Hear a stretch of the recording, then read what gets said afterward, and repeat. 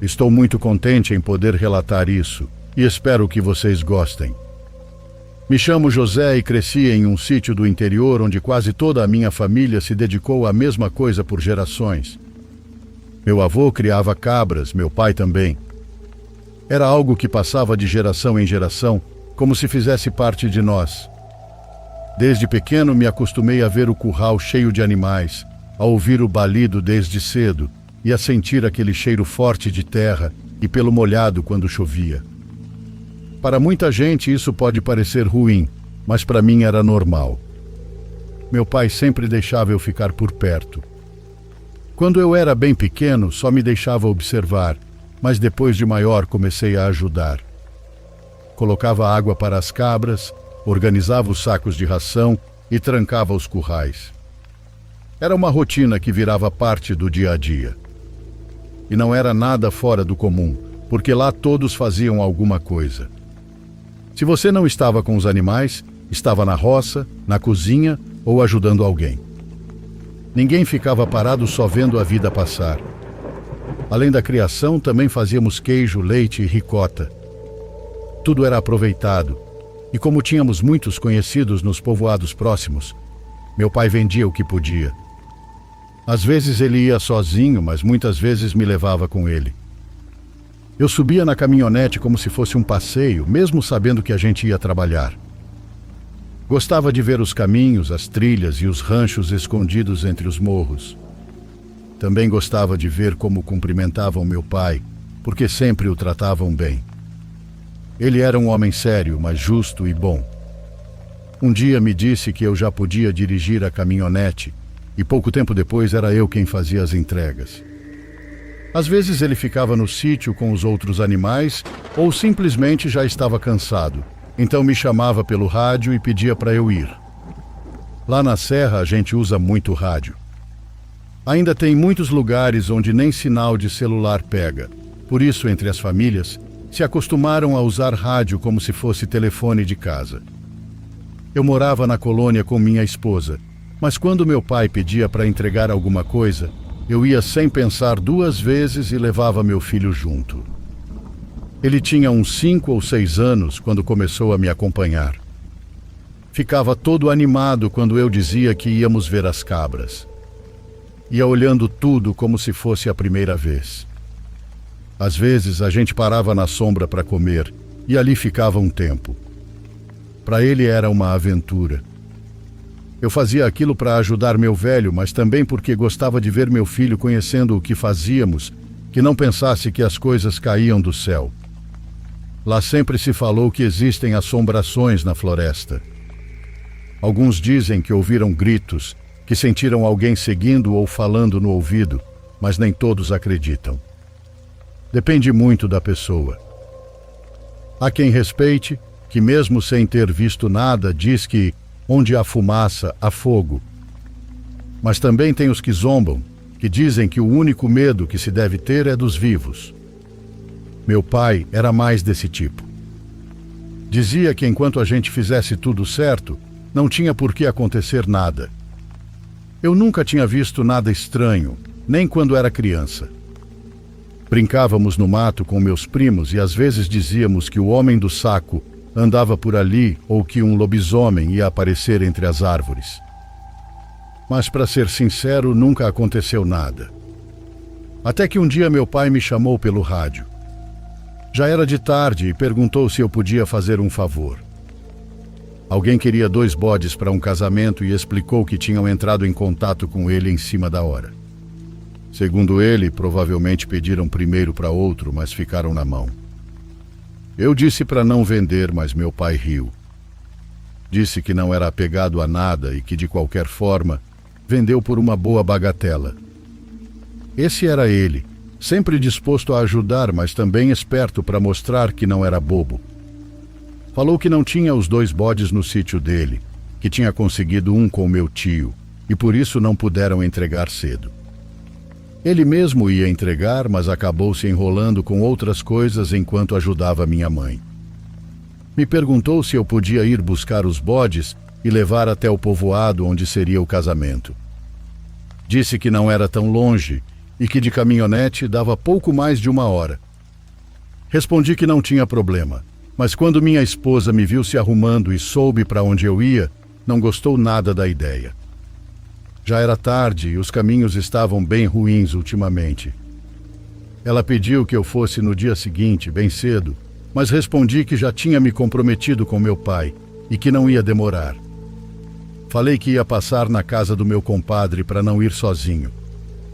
Ele adorava essas viagens, sempre levava algo para beber e ia contando histórias o caminho todo. Mas quando passei na casa dele, a esposa disse que ele não estava, que tinha saído meio-dia para a casa de um amigo. Não tive escolha, então subi sozinho na caminhonete e peguei estrada para o sítio dos meus pais. A tarde já estava caindo, mas ainda tinha luz. Pensei que se tudo corresse bem, estaria de volta antes de escurecer de vez. Além disso, era um caminho que eu conhecia. O que eu não sabia era que aquela viagem não seria como as outras. Quando cheguei na casa do meu pai, já estava começando a escurecer. Ele já estava me esperando fazia tempo. Tinha os 2 animais amarrados com as cordas bem presas, prontos para colocá-los na caminhonete. Nós 2 os carregamos e os acomodamos na parte de trás. Não era a primeira vez que fazíamos isso, então já sabíamos como amarrá-los direitinho, para que não se soltassem nem se machucassem. Amarramos com cordas e colocamos alguns sacos debaixo deles para que não escorregassem. Não conversamos muito. Ele só me perguntou se minha esposa não tinha se incomodado. Respondi que um pouco, mas que não tinha problema. Ele sorriu e disse para eu mandar um abraço para ela. Dava para ver que ele queria continuar a conversa, mas ao notar que estava escurecendo rápido, me mandou zarpar. Então me despedi rapidamente, subi na caminhonete e parti. No começo, tudo estava normal. O motor funcionava direitinho e o ar ia ficando mais frio à medida que adentrava a serra. Mas não demorou muito para eu perceber que os bodes não estavam quietos. Eu os tinha deixado bem amarrados. Mesmo assim, pareciam agitados. Um deles começou a bater com força, como se estivesse chutando o assoalho da traseira. A princípio, deixei para lá, pois às vezes eles ficavam agitados quando a caminhonete balançava muito. Mas o barulho foi ficando mais forte. Era um som alto, como se uma das patas estivesse batendo com força. Achei que talvez um deles tivesse se soltado. Liguei o pisca-alerta, peguei a lanterna que sempre carrego no porta-luvas e desci. Fui até a parte de trás, iluminei e lá estavam os 2, quietos. Os olhos deles brilhavam com a luz da lanterna. Fiquei alguns segundos ali parado, só olhando, e não parecia que tinham se mexido tanto assim. Subi de novo na caminhonete achando que talvez só estivessem desconfortáveis, mas assim que voltei a dirigir, comecei a sentir algo estranho. Não era medo, mas uma ansiedade que não me deixava em paz. Era como se por mais que eu dirigisse, não avançasse 1 metro. Agora eu só queria chegar logo, pois tinha a impressão de que algo me apressava. E foi aí que ouvi a parte de trás da caminhonete se abrindo. Freei, sabendo que aquilo não era normal.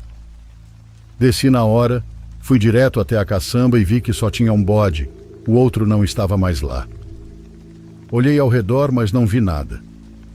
A estrada estava escura e os faróis só iluminavam alguns metros à frente. Na hora pensei que provavelmente tinha se enfiado no mato. Eles usavam uns sininhos pequenos no pescoço, então se eu ficasse em silêncio dava para escutar. O bode que tinha ficado na caminhonete estava atrapalhando com o seu barulho, mas então ouvi. Entre as árvores, não muito longe, um dos sininhos tocou. Era baixo, mas dava para ouvir claramente. Não pensei 2 vezes, peguei a lanterna de novo e entrei no mato. Já não restava nenhum traço da luz do dia, mas fui caminhando devagar, guiado pelo som. Não se ouvia nenhum outro barulho, só o sininho tocando entre as árvores. Um som suave, como se o bode estivesse andando em círculo, sem rumo. Eu estava com a lanterna acesa, mas não tinha coragem de ir muito longe.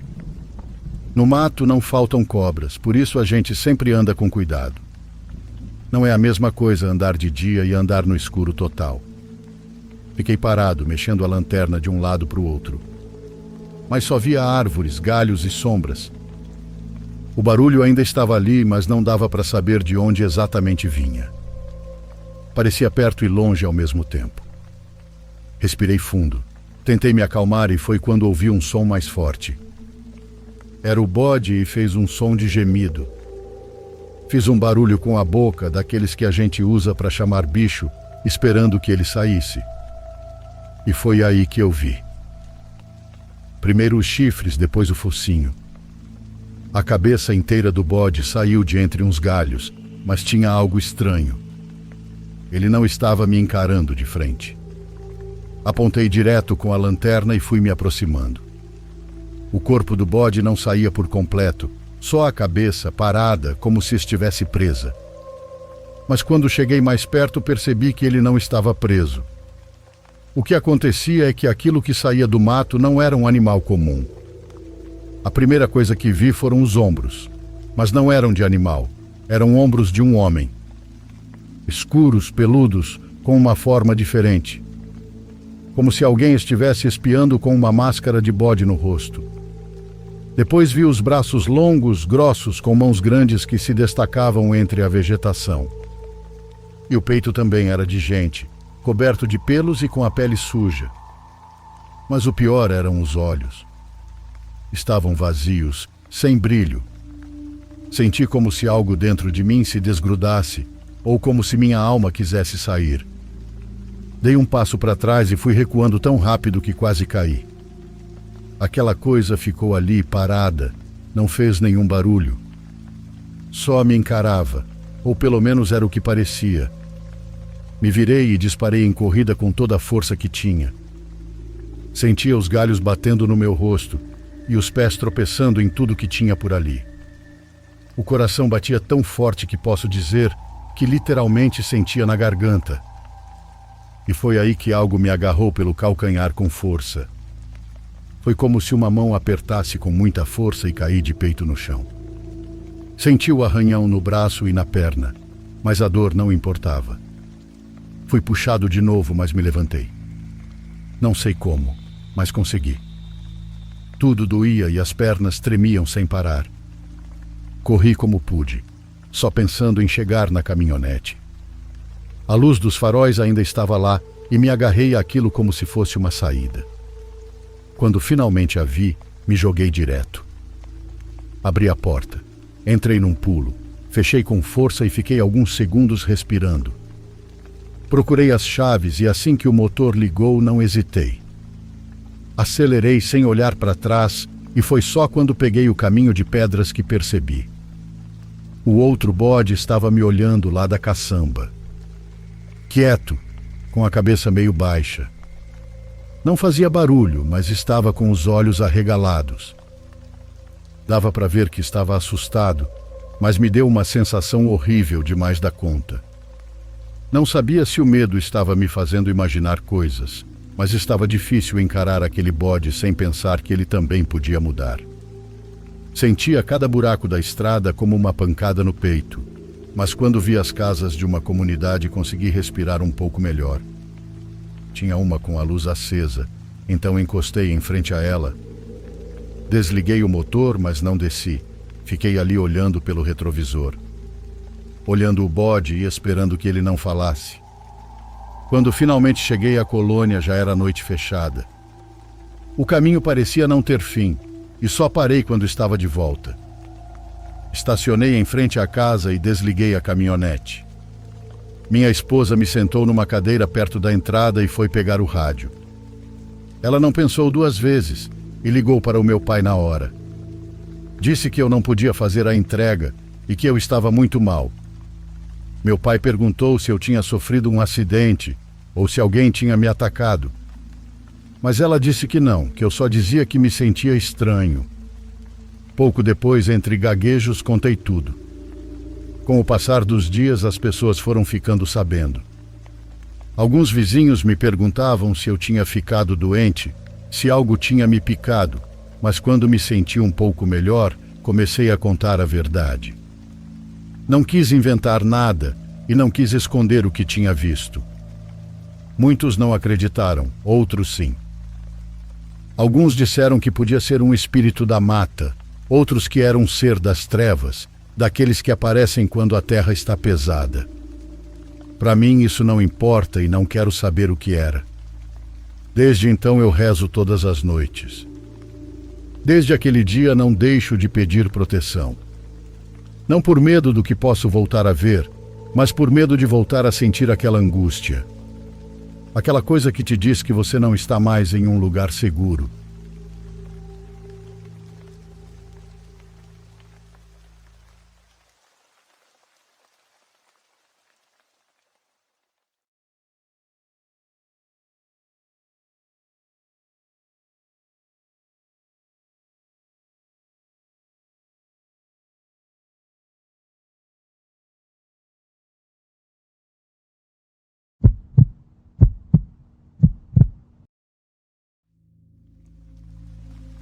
Cresci em uma área rural, daquelas em que você podia pedalar por quilômetros sem ver outra pessoa.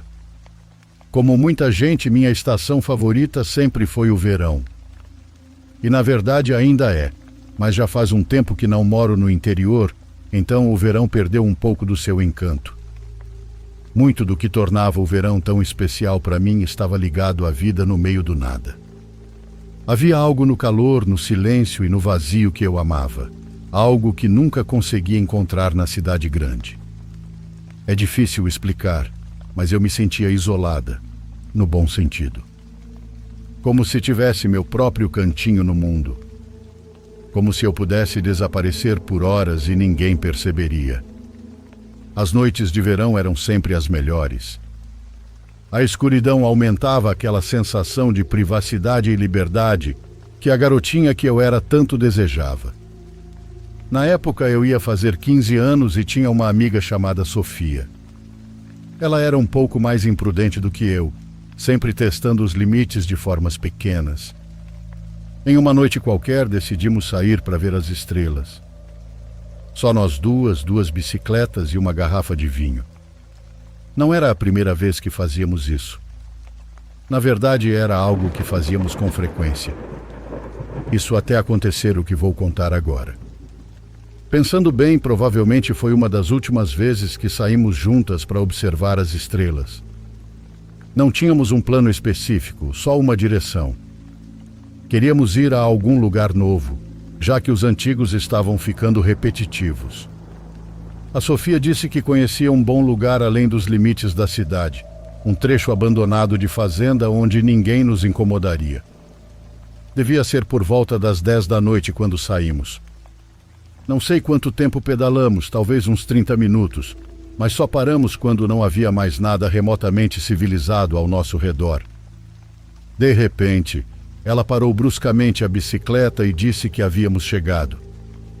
Eu não entendi muito bem o que significava aqui, já que não havia nenhum ponto de referência por perto, mas mesmo assim parecia perfeito. Um campo aberto, sem construções, sem cercas, sem vacas, só um grande gramado e o céu estrelado infinito. Estendemos uma toalha no chão e abrimos a garrafa com um abridor que, de alguma forma, minha amiga lembrou de levar. Era um vinho barato que nem era tão bom, mas servia. Ficamos deitadas ali por um tempo, passando a garrafa de um lado para o outro, apontando as poucas constelações cujos nomes ainda lembrávamos. Nosso objetivo nessas noites era sempre o mesmo: tentar ver uma estrela cadente. Em certo momento, Sofia me perguntou se eu achava que veríamos alguma, e eu respondi que provavelmente não, mas que era para continuar olhando. Não são tão raras no interior, onde dá para ver tantas estrelas, mas ainda assim você precisa prestar atenção. Com ou sem estrela cadente, a noite estava sendo ótima. O vinho definitivamente estava fazendo efeito, e comecei a sentir que estava ficando bêbada. Era aquele tipo de noite que te faz sentir como se o tempo não existisse, meio como falei lá no começo. Isso nem é tão relevante para a história, mas é uma das poucas coisas que lembro claramente daquela noite, então vou contar mesmo assim. Teve um momento muito breve, como um deslize no ritmo da noite. Estávamos reclinadas, e Sofia me olhou de um jeito que me fez pensar se ela queria algo mais do que amizade. Sempre tive essa suspeita sobre ela, mas nunca foi por algo concreto, mais por curiosidade mesmo. Mas naquela noite parecia mais forte do que eu já havia sentido antes. Eu não perguntei, nem disse nada. Esse tipo de coisa simplesmente não era falada abertamente onde crescemos. Além disso, talvez eu só estivesse meio alta e interpretando tudo errado. De qualquer forma, passou. Rimos de alguma besteira que ela disse, e então olhamos para cima bem a tempo de ver uma estrela cadente cruzar o céu. Nós duas rimos, e ela me mandou fazer um pedido. Não lembro o que pedi, provavelmente alguma bobagem. Ficamos ali por mais alguns minutos, conversando, animadas por termos visto a estrela. Fechei os olhos por um momento, mas não para dormir, só para sentir a brisa no rosto e me afundar ainda mais naquele silêncio. Juro pela minha vida, meus olhos não ficaram fechados por mais de 5 segundos. Mas quando os abri, Sofia tinha sumido. Tipo, sumido mesmo. Não só tinha ido fazer xixi ou mexer no celular, ela realmente tinha desaparecido, e dava para perceber porque tanto ela quanto a bicicleta dela não estavam em lugar nenhum. Me levantei rápido, achando que ela estava fazendo graça, mas mesmo girando em 360 graus, não conseguia vê-la. Naquele momento, uma sensação inexplicável de medo tomou conta de mim. O campo vazio onde eu estava de repente pareceu sufocante, e o charme suave da noite foi substituído por puro pânico. As estrelas pareciam mais fracas, essa é a parte que nunca esqueço. O céu ainda estava lá, mas algo estava errado.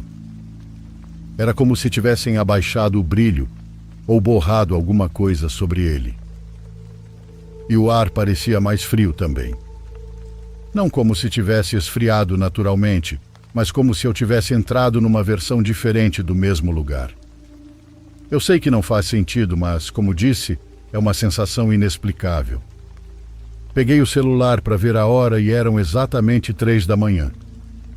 Esse horário está gravado na minha memória, provavelmente para sempre. Pisquei várias vezes, achando que minha mente estava em outro mundo. Nem meia-noite tinha dado quando fechei os olhos. Fiquei encarando o relógio do celular, tentando entender se de alguma forma eu tinha adormecido. Sabia que não, mas naquele momento não tinha certeza de mais nada. Será que Sofia teria me deixado lá sozinha mesmo que eu tivesse dormido? Impossível, ela nunca faria isso. Me levantei, girei de novo e chamei seu nome várias vezes, mas ela não respondeu. Não sabia o que pensar. A única explicação lógica era que ela tinha me deixado por algum motivo. Talvez estivesse irritada ou tivesse se afastado e me deixado lá, mas eu não conseguia entender por quê. Não tínhamos brigado e o clima estava ótimo. Liguei várias vezes para o celular dela, mas ela não atendeu. Depois disso, comecei a chorar e, sinceramente, dá para me culpar? Eu não sabia o que fazer. Peguei minha bicicleta e comecei a pedalar de volta para casa, tentando não entrar em pânico. Aquela volta pareceu durar uma eternidade, e foi com certeza o momento mais assustador que já vivi numa bicicleta. Só parei quando cheguei na minha casa, sem fôlego e ainda sem entender o que tinha acabado de acontecer. Fui direto dormir. No dia seguinte, mandei mensagem para ela assim que acordei, esperando um pedido de desculpas ou, no mínimo, uma explicação. Mas, em vez disso, quem me cobrou uma explicação foi ela. Ela me perguntou com essas palavras: "Onde caralhos você foi ontem à noite?" Contei o que lembrava, que tinha acordado sozinha às 3 da manhã e achado que ela tinha ido embora. Mas aí ela disse o que me fez decidir compartilhar essa história.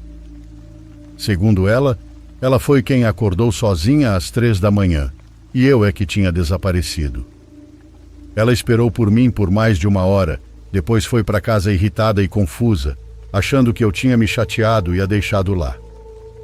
De acordo com o que ela disse, eu tinha sumido, e eu estava igualmente convencida de que o mesmo tinha acontecido com ela. Ficamos horas tentando entender, mas nada fazia sentido. Nenhuma de nós tinha apagões de memória além daquele momento. Nenhuma tinha mensagens, chamadas ou qualquer coisa que ajudasse a reconstruir o que realmente aconteceu. Acabamos deixando para lá, ou melhor, paramos de falar sobre isso. Mas acho que as duas estavam muito mais assustadas do que queriam admitir. Eu sei que estava. Durante meses me pegava deitada na cama, olhando pela janela para as estrelas e lembrando daquela noite. Depois disso, Sofia e eu quase não saímos mais para ver estrelas. Talvez tenha ocorrido somente mais uma ou duas vezes, no máximo. Em certo sentido, tudo voltou ao normal. Seguimos com nossas vidas e ficou por isso mesmo. Mas até hoje não tenho nenhuma explicação para o que aconteceu naquela noite. Não me considero supersticiosa ou alguém que acredita no sobrenatural. Mas todo mundo a quem conto essa história atribui o que houve a algo fora do natural. E talvez tenham razão, mas eu realmente não gosto de pensar nisso. Também considero a possibilidade de que ela tenha mentido para mim. De qualquer forma, a sensação que fica é de falta de respostas.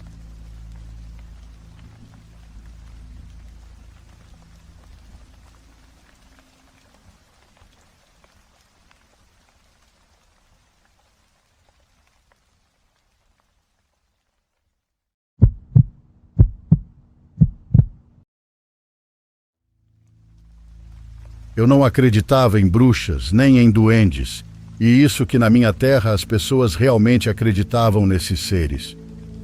Como era um lugar minerador e cercado por floresta, diziam que era ali onde eles habitavam. Com frequência eu via minha mãe deixando, em algum canto da casa, um pouco de mel numa tampinha de refri, um doce ou uma moeda, para que quando os duendes viessem, se sentissem à vontade. E não era porque fossem maus, mas sim para que protegessem a casa e cuidassem de nós. Eu nunca vi um, mas minha irmã dizia que via. Minha mãe também colocava debaixo da cama das minhas duas irmãs e da minha uma tesoura aberta, para que nenhuma bruxa ousasse entrar em nossa casa e nos fazer algum mal.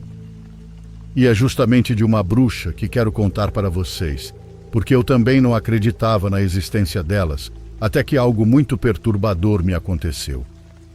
Na entrada da fazenda onde moro, havia uma casa em ruínas, e diziam que nela havia morado uma bruxa. Isso foi há muitos anos. Nos anos de 1900, essa mulher vivia sozinha, não tinha família, e parecia uma idosa comum. Com o tempo, começaram a desaparecer crianças. Era de uma forma tão estranha que, no começo, ninguém desconfiava dela, mas com o passar dos dias começaram a suspeitar. E quando a velha percebeu isso, simplesmente desapareceu. Nunca mais souberam se a bruxa morreu ou foi embora. Eu não sabia todos os detalhes, porque o avô da minha mãe foi quem contou a história, e ela era mais do que conhecida por quem morava ali. Acho que normalizamos a lenda, e contar isso para quem não conhecia já era um costume. Só isso.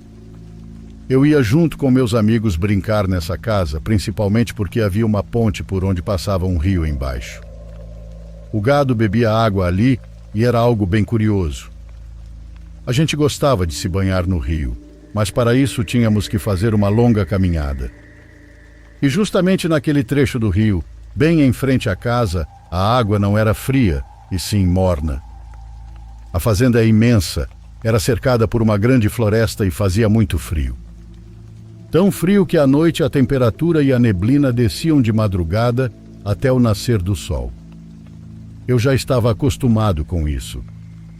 Se eu saía muito cedo pela manhã, quase não conseguia enxergar nada, só uns 2 ou 3 palmos à frente, porque o resto ficava oculto pela neblina.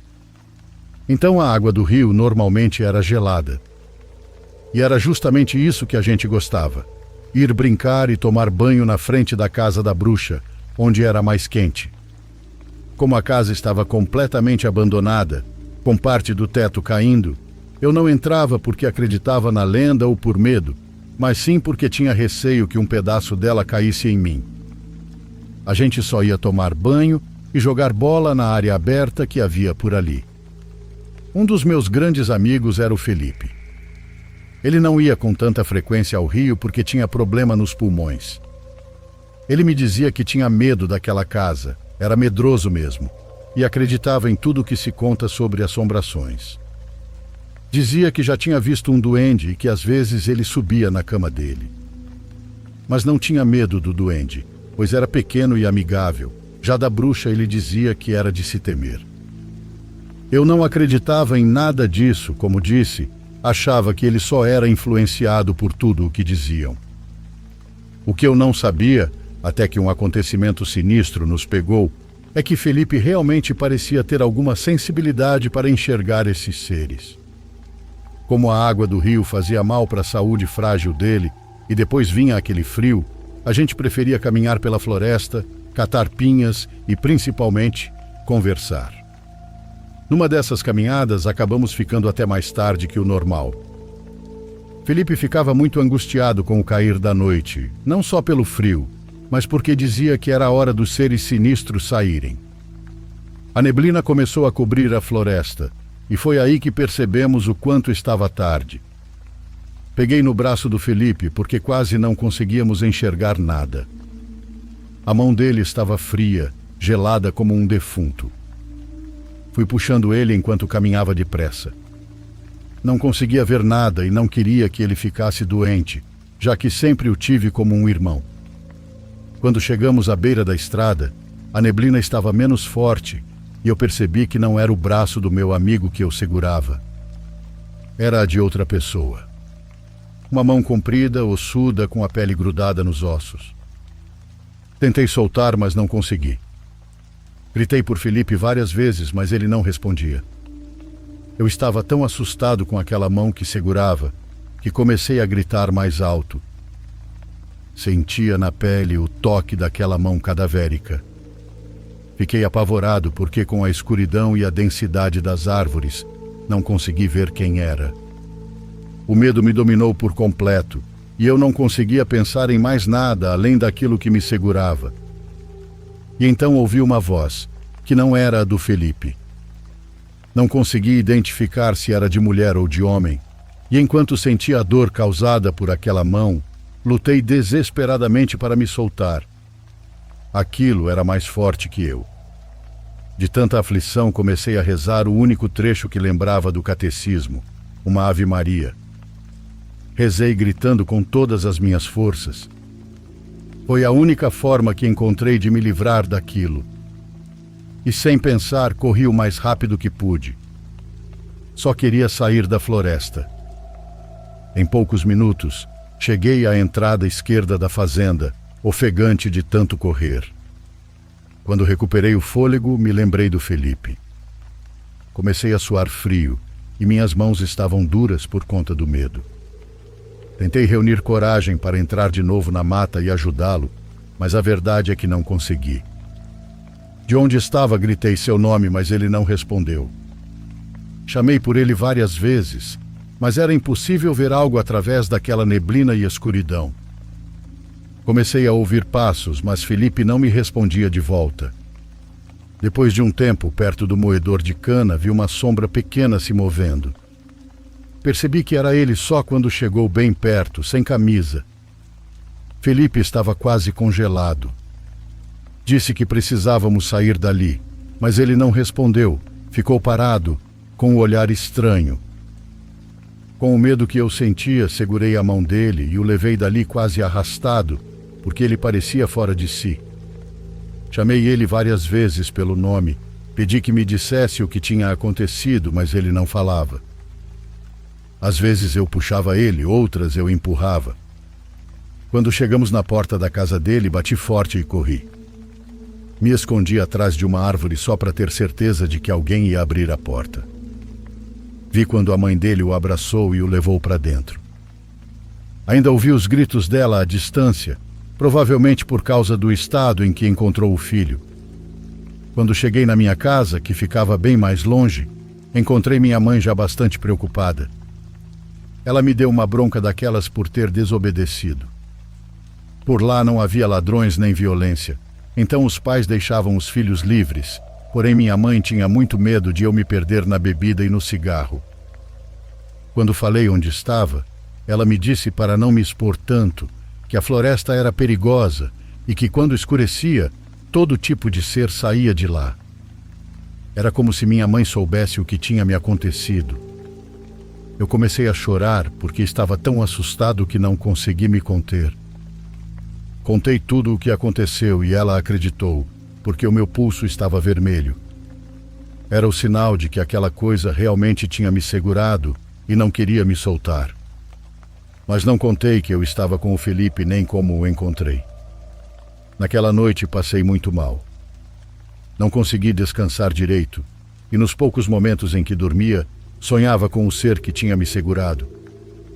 No sonho, a neblina se dissipava e eu via o rosto dele. Era macabro, tinha uma longa cabeleira branca e um rosto tão horrível que não consegui saber se era de mulher ou de homem.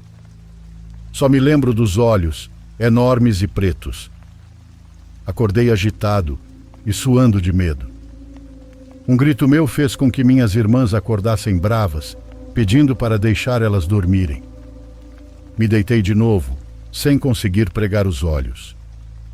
Estava tão assustado que me pareceu ver uma silhueta pela janela, embora isso fosse impossível, pois tudo estava no completo breu naquela noite. Porém, depois de um tempo, vi que um rosto se colou tanto no vidro que foi possível vê-lo. Fiquei com tanto medo que fui até a parede e me cobri com o cobertor, e quando tive coragem de me descobrir, já não vi mais ninguém. Entendi que já estava até imaginando coisas por causa do medo. Tentei dormir de novo, embora fosse difícil, porque os sonhos voltavam. No dia seguinte, Felipe não apareceu na escola. Pensei que era normal, que ele estava trabalhando com o pai dele, ou que ele tinha ficado doente por causa do frio que pegou na noite anterior. Ao sair da escola, fui até a casa dele para ver como ele estava e também para saber o que ele tinha dito. Bati na porta várias vezes e ninguém atendeu. Fiquei ali um tempo, preocupado, esperando que alguém me dissesse que meu amigo estava bem, porque um mau pressentimento não me deixava em paz. Dona Ditinha, a vizinha dele, saiu para me dizer que não havia ninguém.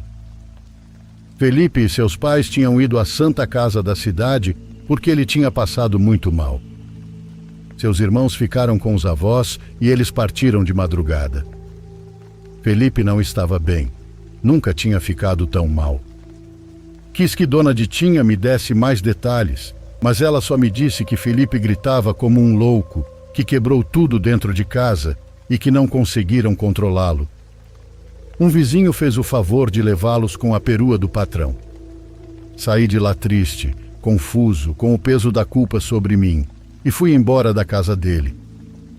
Andei um pouco antes de ir para a minha casa, pois não queria que minha mãe me visse daquele jeito, porque ela faria muitas perguntas e eu não queria responder.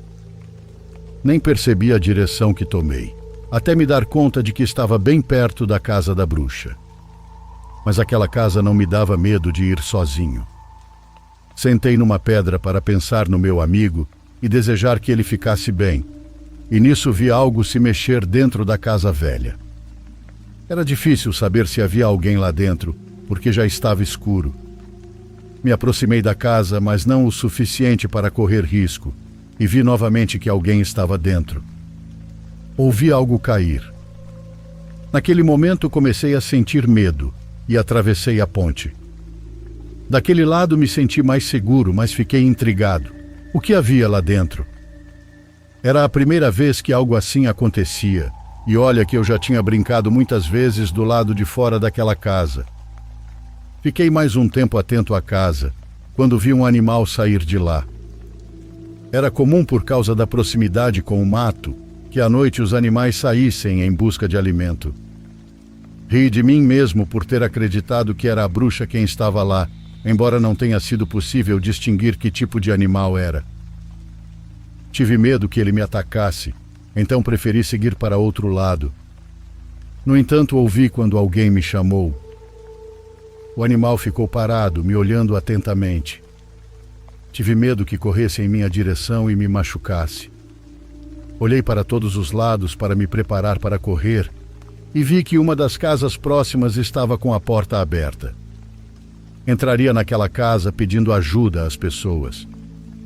O animal começou a caminhar devagar em minha direção, me olhando com muita atenção.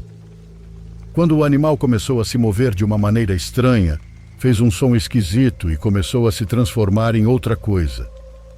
Não posso dizer que era uma pessoa, porque não parecia, mas ficou em pé sobre duas patas, encurvada. Foi quando vi que se parecia mais com uma mulher. Não fiquei ali por mais tempo para descobrir o que era aquela aberração. Corri com todas as forças que minhas pernas me deram para uma das casas próximas.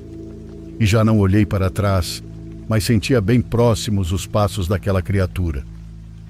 Ela chegou a tocar meu braço, mas pelo medo que eu senti, corri ainda mais rápido.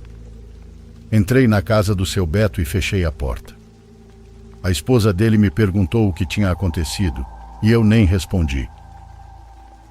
Ficava apenas olhando apavorado para a porta, com medo de que aquela coisa abrisse e me pegasse. Não sei como eles me viram, mas me deram uma cadeira para eu me sentar, e a senhora começou a apertar minha cabeça e me passou álcool com ervas para o susto. Ela disse que eu não devia andar aquelas horas pela casa da bruxa, não era seguro, e o mais provável era que eu a tivesse visto, por isso estava com aquela cara de pavor. Essa senhora, que já não me lembro o nome, foi muito boa comigo. Ela agarrou minhas mãos para que parassem de tremer, se aproximou e me disse que a bruxa ainda existia. Nem sempre ela aparecia, mas dava as caras quando já precisava continuar viva. E como na fazenda ela já era muito conhecida por causa do que aconteceu muitos anos atrás, ia para outros lugares.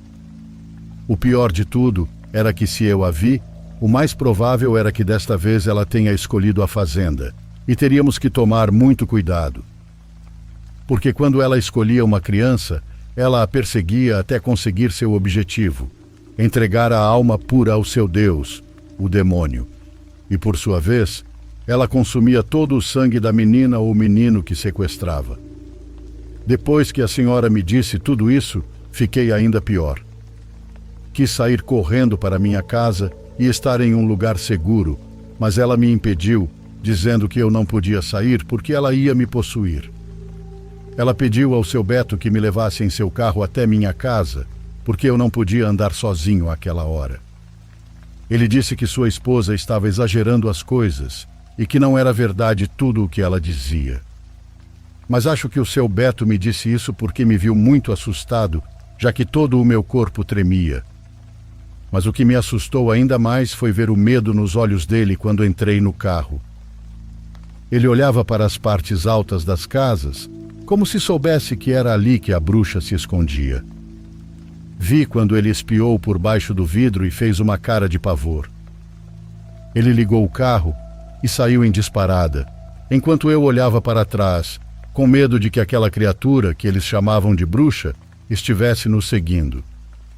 Tínhamos avançado apenas 2 ruas quando se ouviu um som estranho na parte de trás da caminhonete. Seu Beto nem olhou para trás, apenas viu pelo retrovisor e sua expressão era de puro terror, e ele acelerou com toda a força. As batidas na lataria do carro eram a prova mais clara de que ela estava lá, porque eram fortes, e a cada pancada que dava, eu pulava de medo. Comecei a chorar pensando nos meus pais e irmãos, mas seu Beto pisou fundo no acelerador. Ele fez a volta com a caminhonete e voltamos para a casa dele. Assim que chegamos, ele me disse para descer sem olhar para trás. Enquanto isso, a esposa dele já estava queimando uns galhos secos, enquanto rezava o rosário completo.